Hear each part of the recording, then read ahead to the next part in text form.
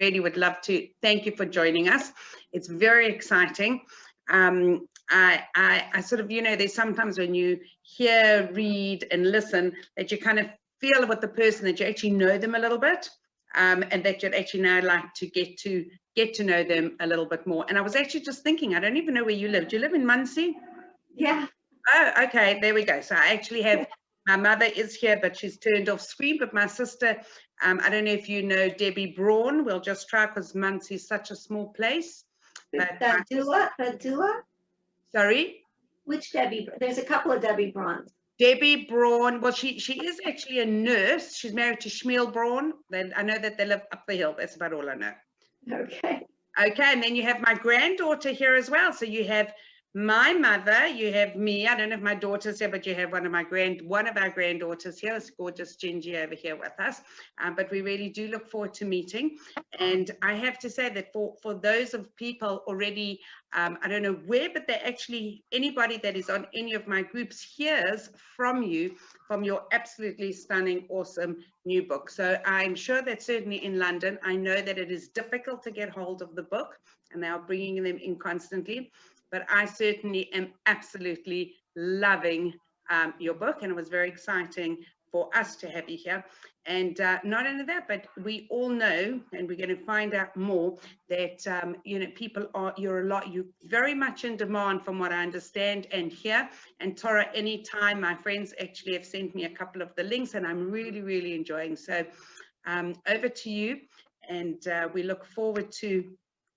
You have people, just so that you know, we're not only London-based, we're Israel, South Africa, and sometimes even we have joining in from Brazil and Panama. So it's very exciting for us. So thank you, Chani.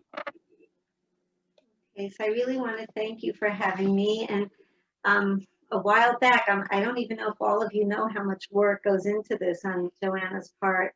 But I got this lovely message on my home phone and on my cell phone and on my WhatsApp, and just such exuberance and such positivity. And it's hard to say no to anyone with that great an accent. So that's so thank you so much for having me. And I guess our topic obviously is the topic that really is about Sphira. It's about the topic of getting along, of tolerating others, and maybe in that process, learning that much better to tolerate ourselves. So let's just start with the goal of Sphira. The goal of Sphira is to get us to Shavuos, is to get us back to that level of connection at Har Sinai that we had. We know that every time we come to a Chag, we come to a holiday, we say the bracha of Shechiyanu, and it ends with Vayamim Hahem Hazman Hazeh. In those days at this time. And what that means is that the same powers, the same spiritual energies that were accessible to people in those times of the original Shulos, if you may, are available to us Bazman Hazeh, in our time, in our day. And coming into a Yontif is giving us that opportunity again to reconnect with that power of the Yontif, of what it does to change us, right? Of where we come to through it. My father's Rosh Hashiva, Rav Hutner Zatzal, used to say to the Bachrim after every Yontif, don't tell me how you went through the Yom Tov. Tell me how the Yom Tov went through you, right? Because that power to evolve is really the power of every Chag. Shavuos more than anything.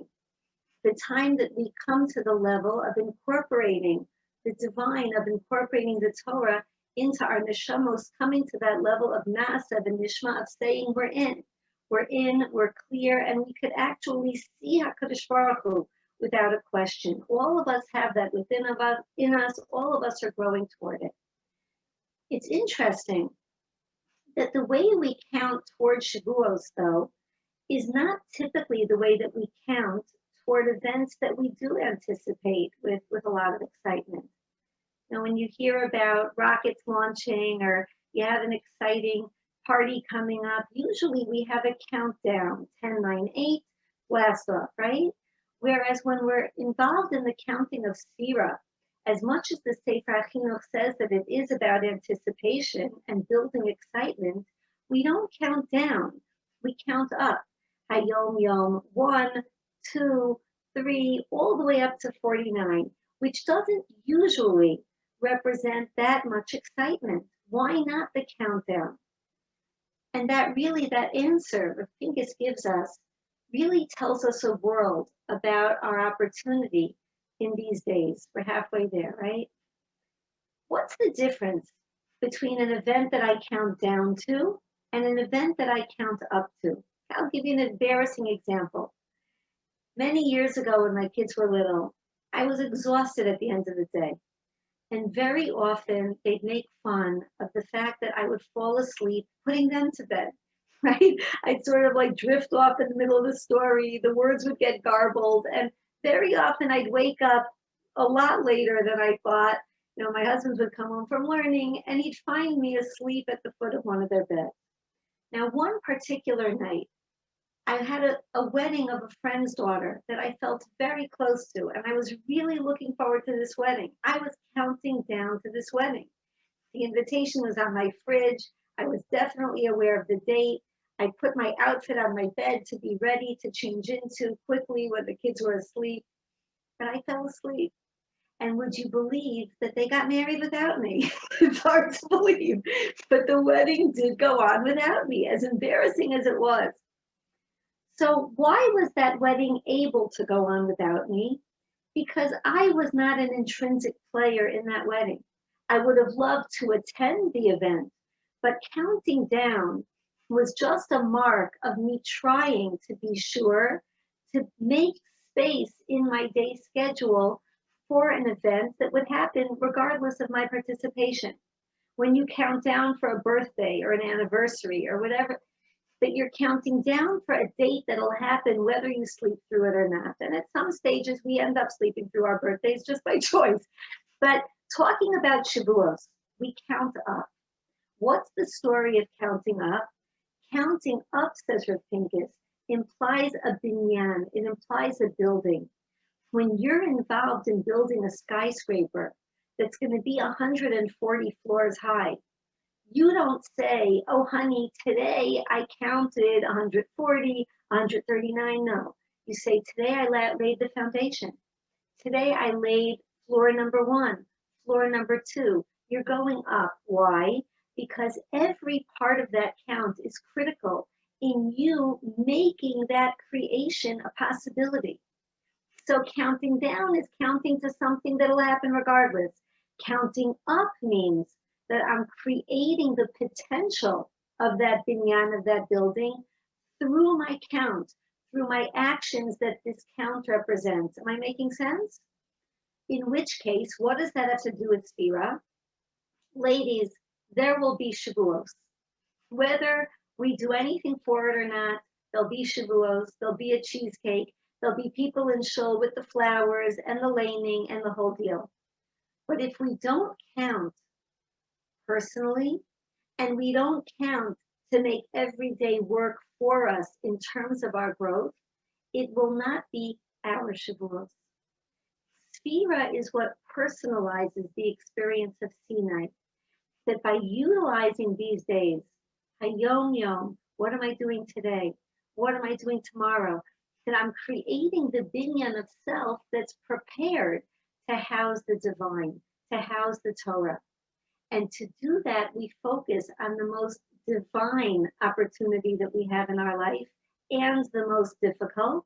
We focus on relationships because relationships are the grist of the mill of our life. You could be so successful in every area, but if you don't have the relationships working in your life, you'll be miserable. You could attribute success in so many ways to everything that you've done and aimed for. But if you feel like a failure in the relationships that are yours, right? As opposed to things may not be going my way, things that are really not about my control. But if I'm working my relationships within, with others, with HaKadosh Baruch Hu, chances are I'll have a sense of shalom, of shleimus, of completion in my life that'll make it a lot easier to live. That's why the bracha, the last bracha of Shemona Esrei, is Sim Shalom Aleinu, or Shalom Rav. Why? Why is the last bracha Shalom? Because Shalom is the bracha Shekol HaBrachos Kalulos Ba, that every other bracha is really linked in and dependent on shalom, that it incorporates everything. You have it all. You don't have it, not much feels good. So tonight, I guess it's night by you, right?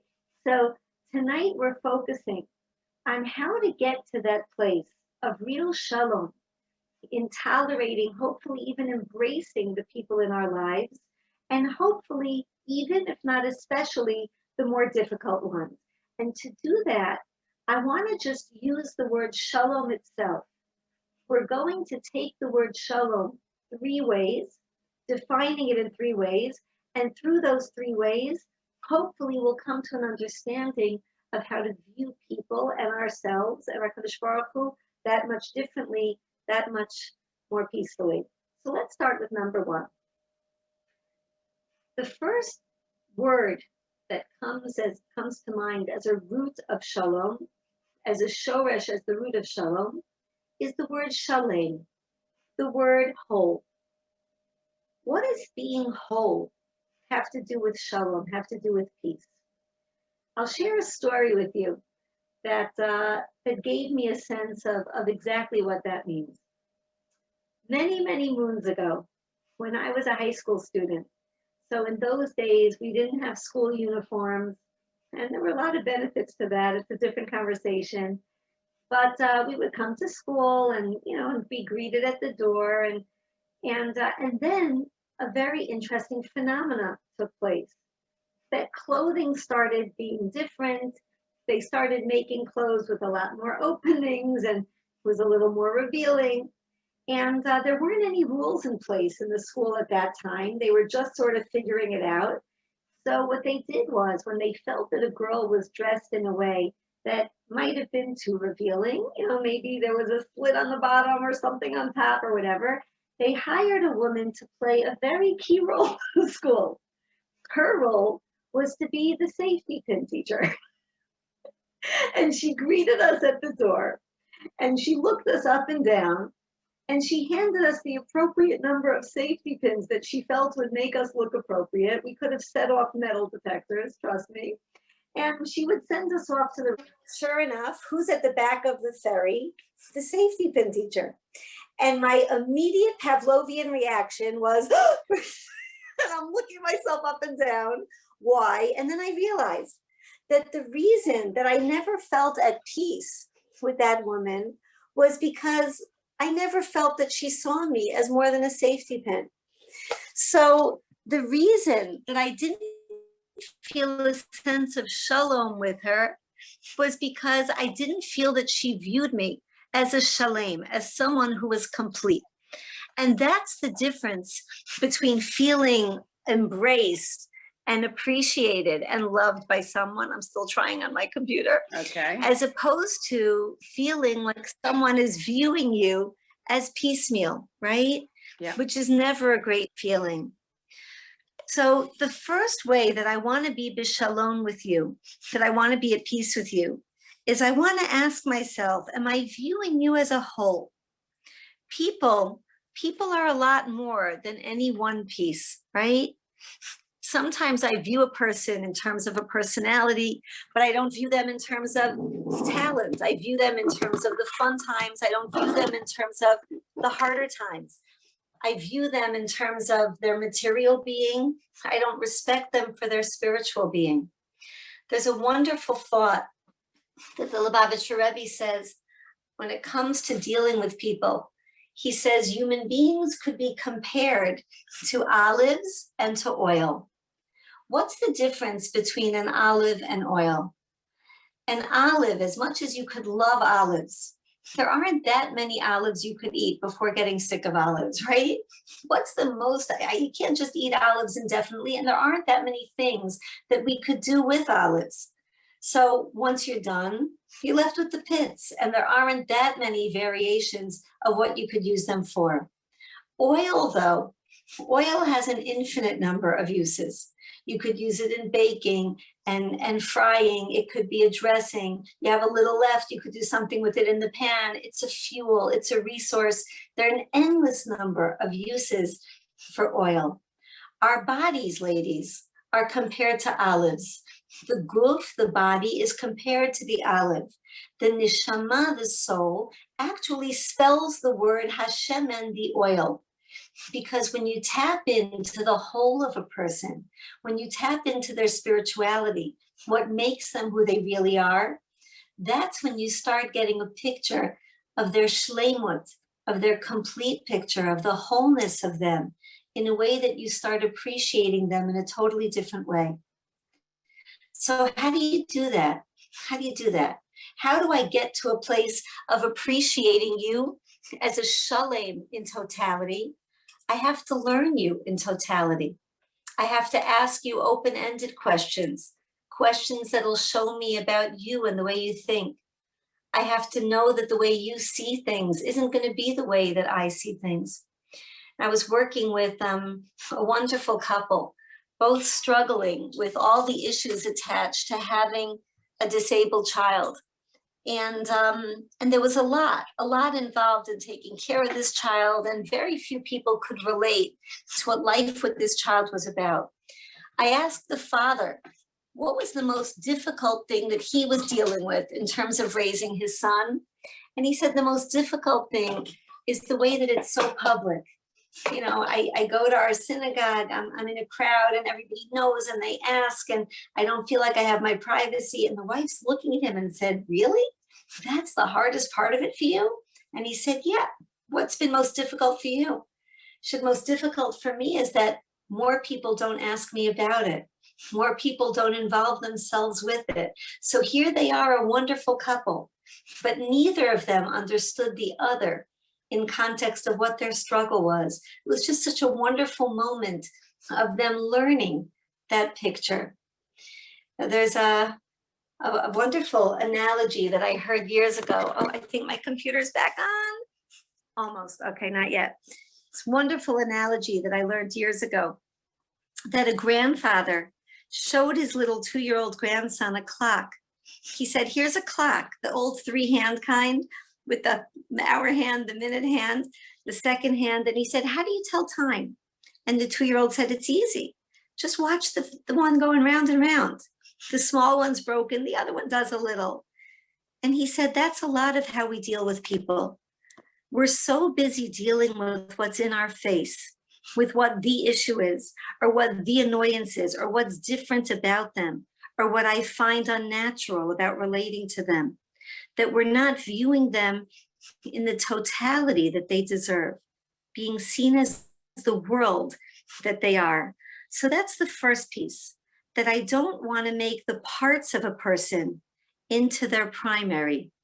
I want to see them in totality. I want to see them with a comprehensive picture. So, number one, am I viewing you as a shalom?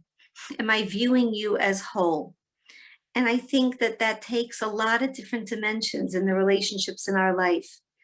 Now, I've had women tell me that they never really felt understood by their nearest and dearest, that people didn't know about certain interests that they had. I had a girl tell me the other day, I was asking her about her favorite pastimes. She said, I love to read, I love to watch movies. I said, what kind? What kind of books? What kind of films? So she said, well, why would you want to know? So I said, I want to know you. So she said, but that's not me. That's just what I kill time with. I said, but that's what you choose during your free time. That tells me more about you than anything that you do because you have to. Who we are at our coffee break is really more of who we are than what we're doing for a living. Sometimes we don't choose what we have to do, but what we choose when we can do anything, that defines us like nothing else can. She said, do you know that I'm such an avid reader? And I've never once been asked by anyone in my family about a book that I've read. I watch movies all the time. No one's ever asked to watch with me. So, because in my family, downtime is wasted time. And here, downtime could have been a time of self-definition or of learning someone else's definition of self. So that's number one. Am I viewing you as a shalom? Am I viewing you without that judgment, without that piecemeal, as a whole being? There's a cute cartoon of a man racing home and running through a red light or two at 2 in the morning. And the policeman pulls him over and he says, "Sir, where are you rushing to at 2 in the morning?" He says, "I'm on my way to a lecture." He says, "A lecture at 2 in the morning?" He says, "You don't know my wife." When we don't view someone in totality, we're not curious with them. We create our own impressions, we create our own assumptions, our own agenda, and we never get to feel that sense of shalom with them because we never just ask them who they are. The first message that we see in Hashem and God relating to us, when we see in the first day of creation, Hashem creates Adam and Eve, he creates Adam and Chava, and they do wrong, right? And Hashem had every reason to be so upset, to be so frustrated, to penalize them accordingly. But instead, what does he do? He asks them one word, Ayeka, where are you? Where are you? And we're told that he knew logistically where they were. What he was asking them was not a question of where they were logistically. He was asking them, where are you in terms of where you're at, spiritually, emotionally? What do you need now that you've shifted and that you've changed gears? I want to meet you where you are. Even though he had a right to judge, even though he had a right to make it personal, it was very personal. But that wasn't his choice, because it's always about knowing the person and the person's world, and then being able to respond and respect accordingly. You need clothing? Let's go get you clothing. So that's number one. Let's go to number two. There's a second goal, second gain that I have from being able to view you b'shalom, and that goal is that I could view you not only in totality, in terms of being body and soul, in terms of being every part of you, but that I could view you as totally good, that you are a shalem in the sense that not only do you have different pieces and parts and interests, but that you also are total and whole in the sense of your goodness. And let's understand what that means. Oh, ladies, thank God. My computer went back on. Amazing. Hold on, I'm just putting in your meeting number so that I could be on the computer. I am so sorry for this. That's okay. It has not happened. The good thing, Chani, is that we're all working on our midas, right?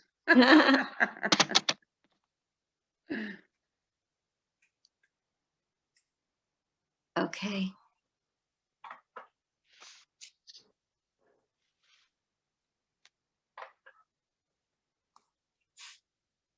Okay, it says you'll let me in. Okay, sorry. There we go. You're in. Okay. Oh, thank God. Okay. Okay. Okay, so now you should turn off your phone. Okay. Wow, I feel so. Yeah, you need to exit from your phone, otherwise it will interfere. There we go. Okay, I feel so high tech. This is there we go. Very remedial when it comes to computers. Okay. So, all right. So the next piece is that I'm viewing you as a shalem, not only in the sense of all your different pieces and parts, but in the sense of your total goodness. Let me tell you what that's about. When Hashem created the world, he created everything in the world that we see. He created all parts of the world's being, of the past, of what would be, until the time of the Messianic era. And upon completion of the world's creation, we're told, Vayar Elokim, that Hashem, in a very black and white, looked at Kol Asher Asa, at all that he created, V'hine Tov Ma'od, and he deems it not only good, but very good, very good. He looks at the entire creation. He's so pleased. It is all very good. And what's your question, ladies? How could we say it's all very good? How could we say that the horrific times of history are very good? Forget the bigger picture, me as a human being. How could I say all parts of me are good? I know that I have parts of me that don't feel that good. The traits of mine, the bad habits of mine, the sides of me that I don't want showing. How could I say that everything in the world at large and in the microcosm of me is really very good? And the answer is so beautiful. The answer is that the reason that we find it hard to see the good is because we're limited to the blip of time and the perspective that we have of God's reality. When in actuality, it's just such a huge picture of what the past and the present and the future factor into in ways that we'll never comprehend. I don't know if you ever heard of Siskel and Ebert in England, but they used to be the most famous film critics in America. They would not just watch the middle 5 minutes of a movie and judge it in any which way. They'd have to watch the whole reel. So the reason that Hashem sees the world as good is because he sees everything in terms of its potential, of where it could get us, of the meaning that we could have for it that would really make it work. But there's a wonderful book, a self-help book, one of the oldest, called Feel the Fear and Do It Anyway. Sir Jonathan Sachs, your gift to America, Alav Shalom. We wish we would have had him longer. He spoke of that book being a self-help book that he actually enjoyed. So I guess it has a lot to it. And she talks about the win-win decision, that there's nothing in life that happens to us or that we choose that has to necessarily be a bad choice, because I can make it work for me. Even if it's painful, I could now relate to feeling that pain. Maybe it'll connect me to someone else that I could empathize with. Maybe I'll learn to do it differently next time. Maybe I'll have a sensitivity. But there's nothing that's inherently bad, especially when it comes to a human being. The word midah, the word trait that Joanne just used, it means a measure, that it's always relative to how I measure it. I'll give you an example. Anger. Is anger a bad thing or a good thing? What is anger? The midah of anger, the trait of anger, is a message. It's a message that says something is off and it has to change. That's always what it is. And that's why there were two sons of Jacob. Jacob says to him at the end of his life, Arur apam, to Shimon and Levi, cursed is their anger, the way they used it. They went wrong. They killed an entire group of people in Shechem. But Afitein Israel, I'll spread them out among the Jews. Why are you spreading out angry people?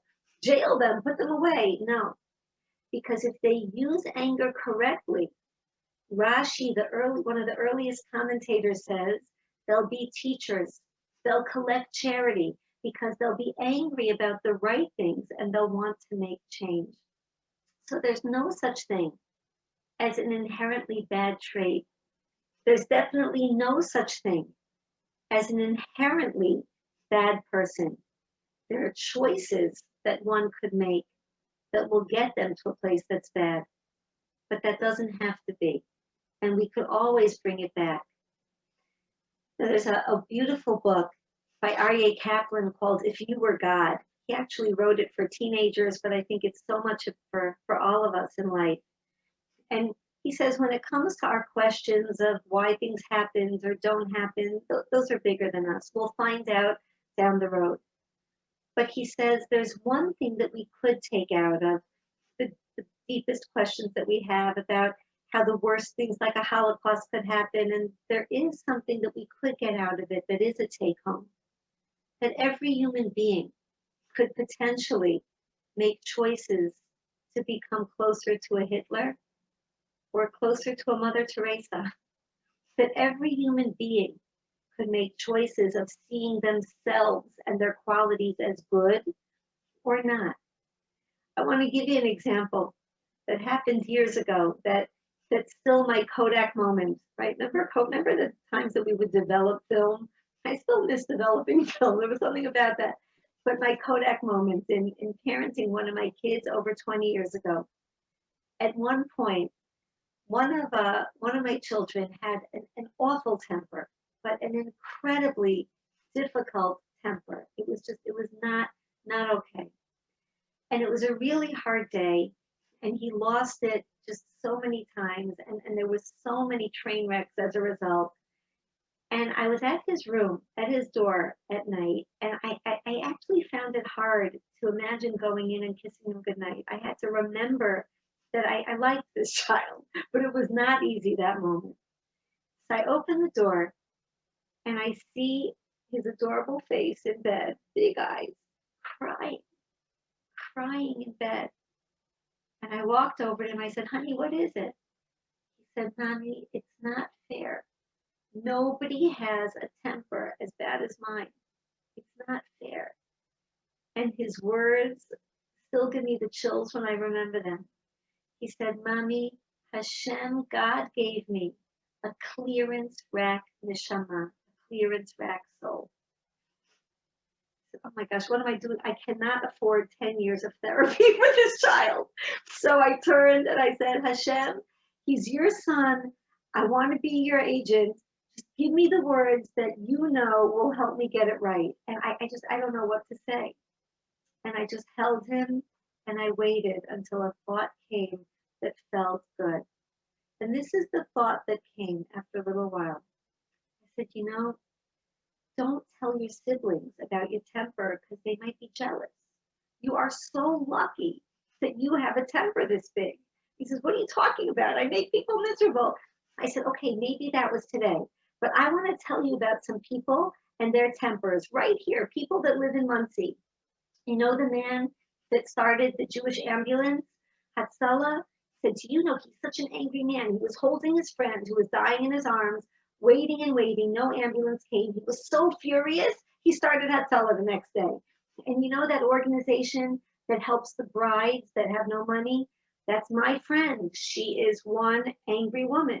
She heard about these girls. They're getting married. They have nothing to start their home. She was irate. And she started that because she was so angry. And Zadie's friend that started that organization for helping people with their Shabbos food and Shabbos money, he's also, talk about a temper. He went to visit someone. He saw them having peanut butter sandwiches on Shabbat, and he was unbelievably incensed, and he started Tomchei Shabbos. And my little boy looks at me and says, Mommy, there's so many angry people in Muncie. I said, you have no idea what's going on in Muncie. And what was the point? The point was, anger could be a phenomenal thing, honey. You're lucky to have it. Just make it work for you.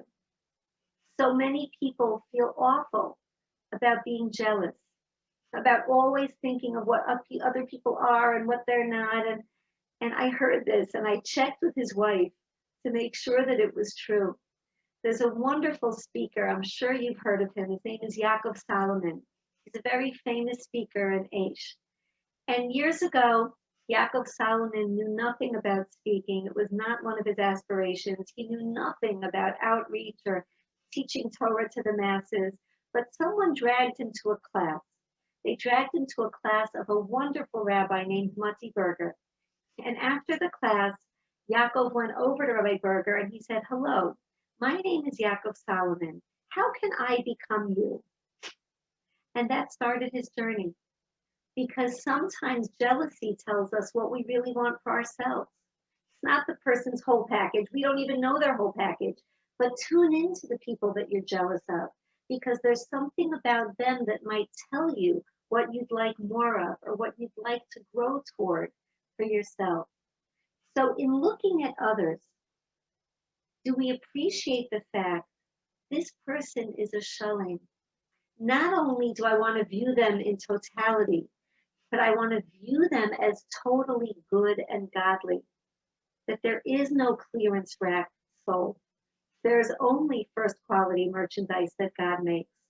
And my job is to look at you as though I see you as that, even before you see yourself that way. Now, I often think that the greatest leader we ever had, right, was Moses. And he was not afforded entrance into Israel. And Hashem only allowed him to look at the land. He looked at the land. We're told that Moshe looked at the land and he saw Tuv Haaretz. He saw a bare, what other people could have seen as a barren land. but he saw the goodness of the land in a way that look, that one mabat, that look of Moshe, charged the land itself in a way that from then on, Avirat Yisrael Machkim, that the atmosphere of Israel gives wisdom. When we're inspired in Israel in a different way, when we feel these emotional charges and insights, it's because of that look of Moshe, that when he looked at the land with such love and believed in its goodness, the land, the chemistry of the earth changed. And I always think, if that's what he did by looking at earth, imagine what you could do by the way you look at a human being. That when you look at somebody as good, when you look at somebody with hope, with belief, that their lives change. And we talk about self-esteem. It's not really self at all. The word esteem means how you're viewed by others. Self-esteem reflects the view that you have of yourself based on how others that are important to you saw you over the years. So imagine seeing someone as a shalom, that you're totally good, you're totally godly, how that changes a person's life. I went to a bar mitzvah in pretty far from New York. Took a flight to the bar mitzvah of the first son of a bat bayit, of a woman who had really spent a lot of time in our house. She was really like a daughter and then a sister and then one of my best friends. So she was making her first bar mitzvah years ago. And 4 other women and I and myself, we all had a lot to do with her through her years of growth, and she went through a lot in life. So we all decided to go to the bar mitzvah and be there for her, as far away as it was. So she made a special third meal, the shalosh sudot, the third meal of Shabbos. She made especially for just women in her community and us. And truth be told, when this girl got married, we were very worried about her because we loved her to pieces and she's good as gold. We met her husband and we were concerned that he seemed a little tough. He seemed sharp, harsh around the edges. He seemed very assertive and he took up a lot of oxygen when he was in a room. And we put on, a good show and we faked it well. We acted happy. We did our research. We did our best. The wedding went on and, we were there for her. But deep down, it was a concern of all of ours. She gets up to speak at this meal, the weekend of her first son's bar mitzvah. And she says, I want to address this to the 5 of you that came in from New York. She says, you're all such lousy fakers. She says, I know that you all hated my husband when I married him. She says, and I want to tell you why. I know why you hated my husband. You thought that he was, and she listed all of the things that we were concerned about. And she said, and I want to tell you something. At face value, you're right. But I want you to know that those are the qualities that make me love him. And I want you to know what we've done with those qualities as a couple. Because he's assertive, we've accomplished this for the community. Because he's so goal-oriented, this has happened. Because and she went through about 6, 7 qualities and what they are in her life. I was crying. And I turned to the woman next to me and I said, tell me what you think. Is that who he is? Or is it who he became because she saw him that way? And I'm not sure, ladies. That's not to say that some people are too much to marry. We're not talking about someone, God forbid, that was abusive. But when someone is seen kindly, when someone is seen in a way that's so good and who's so believed in, that it becomes contagious. Now, there were 2 spies when the Jews sent the spies, and it was a terrible mission, and a lot of bad things happened. 2 out of the spies, they were okay. One was Yehoshua, the second in command to Moshe. Moshe actually gave him a blessing to protect him on the mission. The second was Kalev. Kalev got no blessing, so he came out untainted at the level of Yehoshua. Why? Kalev was the husband of Miriam. And Miriam was always about seeing the big picture and positivity. Miriam was a doula, right? She was the one that was the midwife to the women in Egypt. And the women wanted to give up. And if the baby is blue, let him go. It'll be one less child that'll suffer. And Miriam said, I'm resuscitating this baby because this baby is going to see salvation. Ladies, keep your instruments handy because we're going to sing. She always believed in seeing the best. So a husband of Miriam was just as protected as Yehoshua, the servant of Moshe. Because when someone sees the world and you as that good, that's how you start seeing the world, and that's how you start feeling about you. So there's a very famous book, at least here, it's called The Help. It's about the wonderful Black women that were so terribly mistreated in the South in America.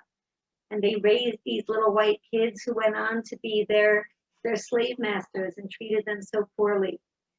And in that book, one of the women is raising this little white girl, and she's just so badly abused by the woman who's running the house, who she raised as well, but she refuses to give in and become that way herself. And every night she says to the little girl, you is smart, you is beautiful, you is important, you is smart. And every night she drills it into her. And this book became a movie. I was watching this movie with my daughter on a flight to LA when I was going to work. And my daughter was in high school then. And she says, Ma, if one teacher said that to me, she's like, my life would change. Just one teacher. You is smart. You is important. But are we seeing the people in our lives that way? Or are we judging them and putting them into boxes because we want to figure them out or make sense of them in a way that might be so unfair and so ungodly if it's not positive? So you never know. So that's number 2. There's a very, very powerful example to that.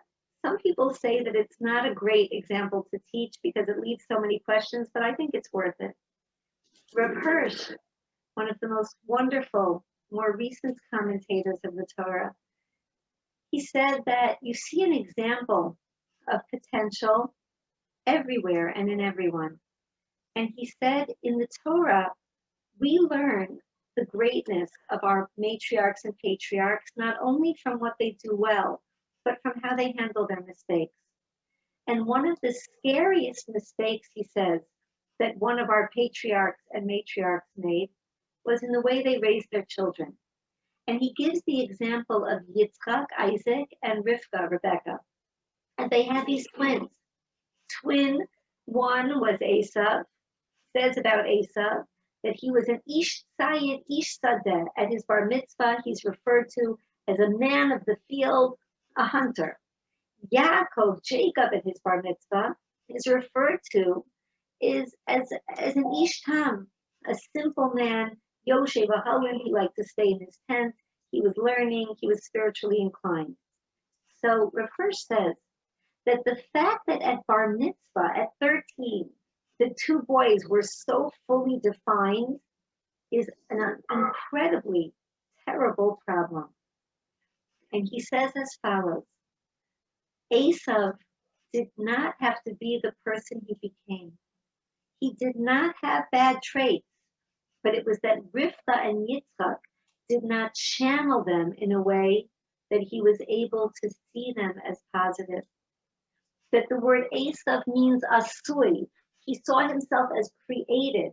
He saw himself as labeled and as done, without room to see himself another way. And let's look at those traits. So Esav was extremely resourceful. He knew how to talk people into anything. He knew how to talk people into giving him even their wives. He could have used that to convince people of wonderful things, to convince people of growth. He could have harnessed his ability to tap into the resources of the world, to fund tremendous projects, to partner with Yaakov. So had Esav been sort of handled differently, he didn't have to be that ish at the age of 13. So, and the beauty was that afterward, Rivka tried to make it up. That's why she sent out Yaakov and kept Esav. That's a whole other class. But the point is that there's no such thing as someone that ever has to be bad. So the second way that I extend my tolerance to you is by seeing you and helping you see yourself as totally, totally good, totally godly. And that's such a big deal. Number 3, this one's the most fun. The third thing that I want to do from that word shalom is to take the word shalom into the form of lehashlim, to complete. There are reasons that people that are in my life are part of my life. Why are the people in my life mine and the people in your life are yours? We have a word in Judaism that we throw around a lot, and that word is bashert. But that word is terribly misused. When I wake up late and I miss a bus and I don't make it to an interview, that's not bashert. That's just stupidity. It's not bashert. Bashert is what happens or what is after everything I did to try to take control. Bashert is all the stuff that's in my life and that happens to and for me that I really can't do anything about. And nothing is as bashert to us as the people that are in our life, not by choice. And the reason those people are in my life is because God is the ultimate personal trainer. And he gives me the workout that I need to get to the place he knows I could get. And there's no bigger workout than relationships. So the people in my life are meant to be mashlim me. And usually, ladies, it's the most difficult people to tolerate that are going to selfishly get me to the places where I grow the most. I remember, this must have been about 40 years ago. Whoever thought I'd say something happened 40 years ago? But I was a counselor in camp, and I wasn't really thrilled about being a counselor, and it's a lot of responsibility, and I was used to having fun as a kid. So, but what made it harder was that some of the kids in the bunk were just so difficult. There's this one girl who I called like the Velcro kid. She was like clinging, always like holding my hand and sitting on my lap, and she was like that awkward type, and her palms were sweaty, and just like, and it was just a lot, and she was just had a lot of needs that I wasn't used to it, and it didn't feel like I was the right fit. But of course, I didn't want to look heartless, so I went to the head counselor, and I'll never forget to this day the way she saw right through me. And I said, I want to speak to you about, about this girl, about Jill in my bunk. I'm really worried about her because she's such a wonderful girl, and I think she deserves a different type of counselor. Like, I think Rachel, she'd be a bit, like, she's more loving and warm. She's kind of, you hate the kid? She said, no, I love her. I just, like, for her sake, I want her to have something better.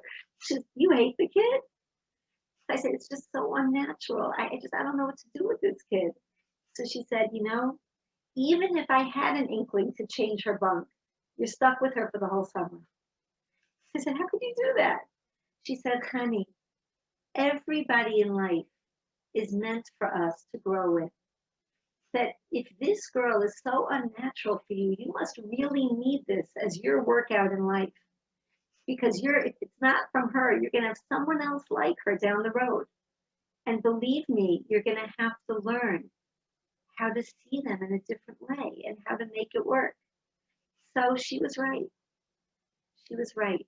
And I used that argument with other friends that were going through heartaches with their children, and that we're going to make it, and we're going to dance hardest at those kids' weddings, because those are the ones that are flexing new muscles for us in our workout. So selfishly, how could I respect you?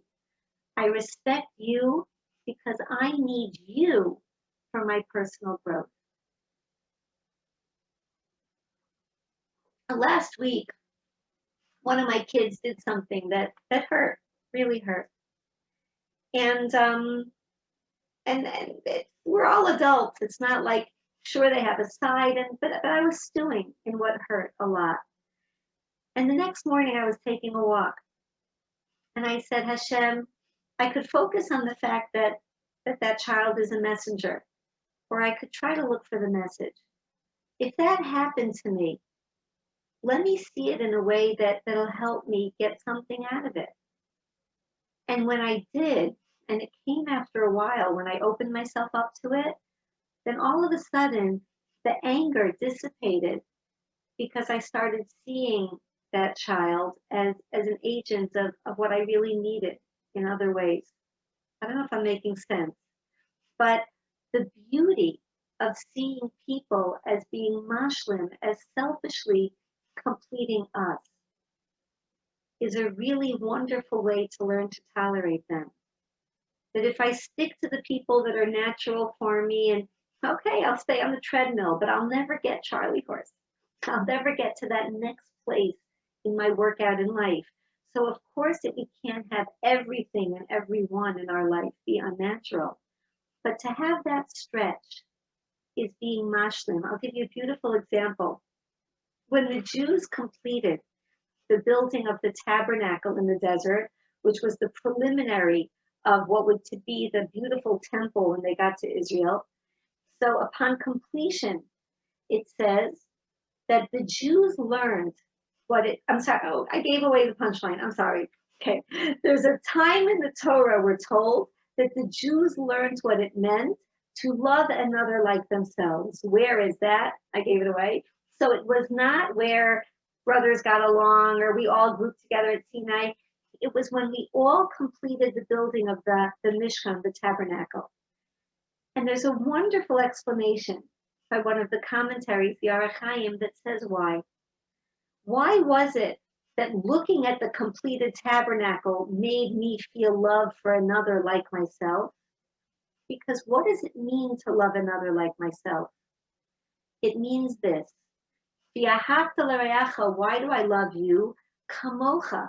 Because without you, I could not become my total self. When we looked at the tabernacle, no one could say, I built that. Everyone said, I needed you to donate those stones. I needed you to do that carving. I needed you to do that embroidery. That everyone realized that it was a group effort. And I only received this beautiful, beautiful fruit of our labor because your work completed mine. And that's what relationships are about. We're not meant to marry someone or to mother someone or to work with someone. That's us. Clones might be an ego trip in some ways, maybe not, but they're not going to be the trip in terms of our growth and our self-development. But when I realized that I need you to be me, now very often I have young couples coming and they've been given advice to create boundaries with their parents. I don't know if that's popular in England, but sometimes it's not even boundaries. They're creating barbed wire, that they're just staying away. And, of course, there's a lot to hear, and sometimes it's pain and trauma that makes it necessary. But in most cases, it just means that there's work needed.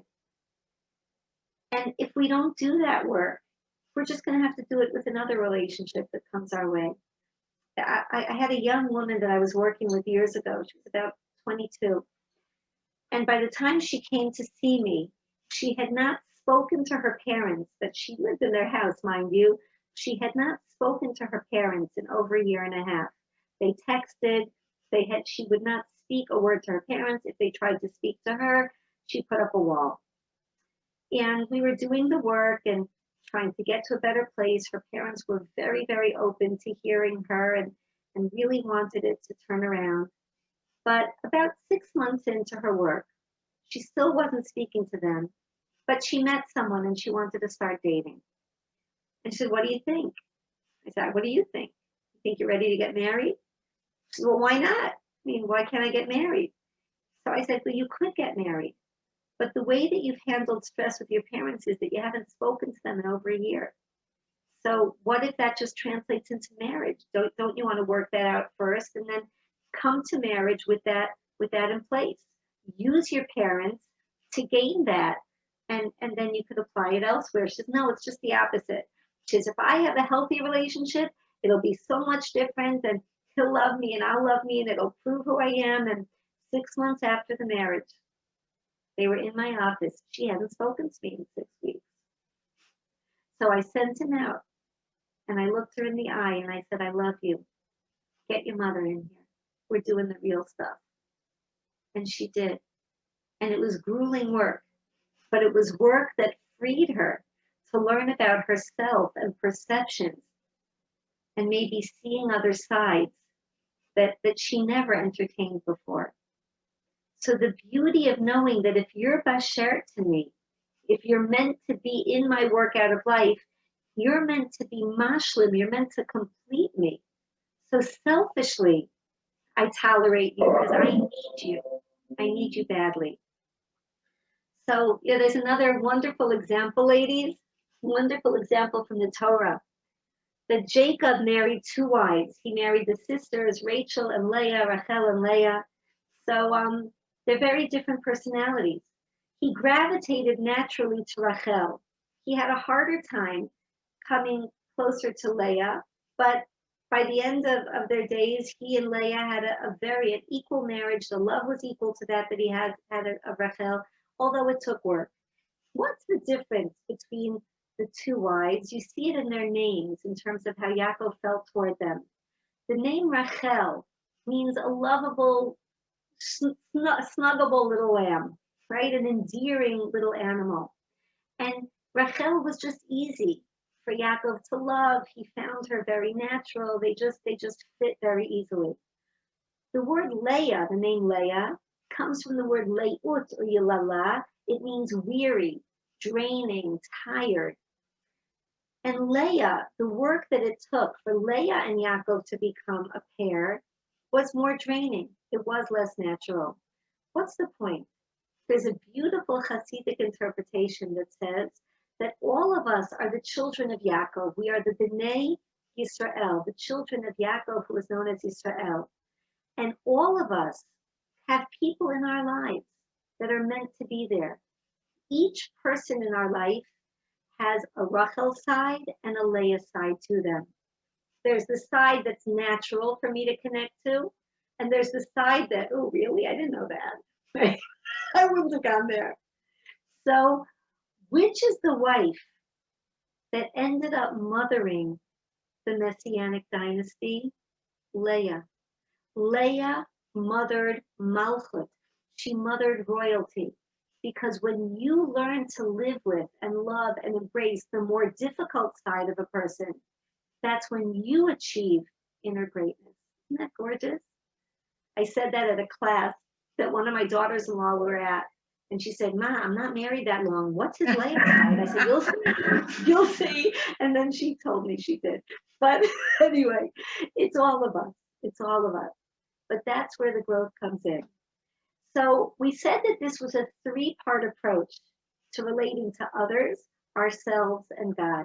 And it works so beautifully. Just like with others, I have to view myself in totality. I have to view myself not only by my bad part, but realize my virtues. I have to view myself not only by my material needs, but by the spiritual, and vice versa. I'm a total being. I have to view myself as totally good and not always beat myself up, and see that there is potential and there are second chances. That's everything about life. The greatest simcha, happiness in life, spells shemacha, to erase, that you can have a fresh start. And finally, that I have to see my life, the circumstances of my life, as completing me. That no other life would have been right for me. And that's a very big piece to wrap our minds around. That any other prescriptive of life would not have been the life to get my soul to where it ideally could be eternally. Even when it doesn't feel good. But it might just still be what I need to get to where God knows I can. It's a big, big thing. It's also another topic. Wow. How do we view God? We have to view God in totality. that he's never one thing. That whenever we think of him as punitive, we also might remember that there was giving. That whenever we think of him as all powerful, we could also see him as all loving, to view God as a shalom in totality. Now, in the second of the 10 commandments, God says, don't gravitate to other gods before my face. What does that mean, before my face? And I once heard the most wonderful interpretation. What God was saying is, when you look at a person's face, you think you know her. Oh, she's bored. Oh, she's angry. Oh, she's happy. You don't begin to know her. You don't begin to know her. You could think somebody is one thing, and they have a world of thoughts going on behind them. So if you can't even know what a person is by their face, don't go to other gods because of what you think my face says. Yeah. I'm a lot bigger than that. And that brings us to number 2, to see him as totally good, to see him as just wanting our good, to see him as holding us through hard times and helping us get through them, because he knows that next piece. So to hang in and know that the only reason we're here was because he wanted good for us. It's a big, big concept. And finally, that without him, my life would not be complete. He is mashlim me. It would be hard to get through that thing called life without God. So that's our 3-part model. There's a lot more to say and talk about, but hope that's a good start. So to come to Shavuot with. And you know, the word Shavuot, ladies, it means promises. It doesn't just mean weeks. These are the promises that we made ourselves, that we just want life that will feel good and whole and loving. And I think it's just nice to have these weeks to prepare for that and remind ourselves of who we are.